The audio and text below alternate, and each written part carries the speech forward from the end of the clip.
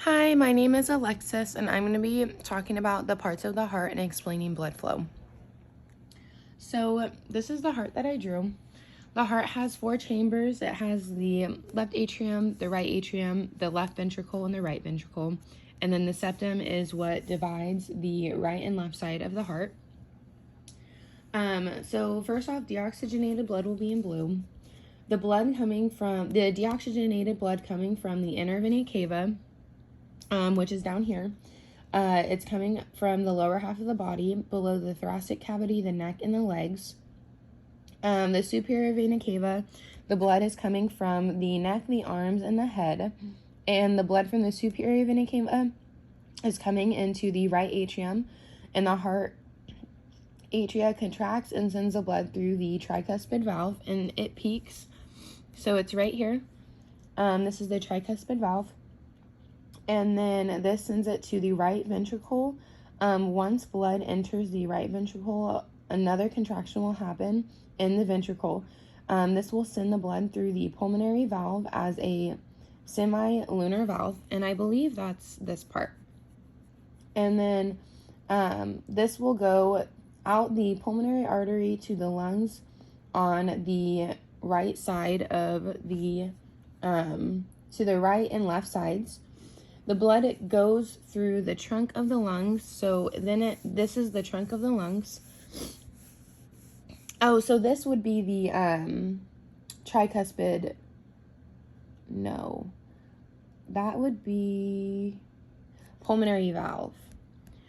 And so then this is the trunk of the lungs, and so when the blood is carried to the heart through the vein, when blood is carried through the heart, it's through the veins, and when blood is carried away from the heart, it's through the arteries, and that's very important. And once blood is reoxygenated, which that will be in red, the blood will go back to the heart through the right and the left pulmonary veins, and that will be the left, or the right and the left. I think I marked those wrong on accident.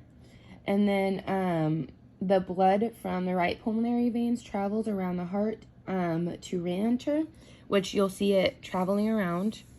And then, traveling around. So this is where the right pulmonary, where it will re-enter, will be right here.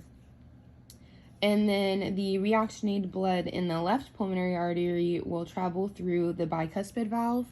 And so that's going to come in, I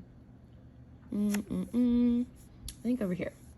And the blood goes through the left atrium into the left ventricle, and the ventricle will contract and send blood out of the aortic valve and out of the aorta.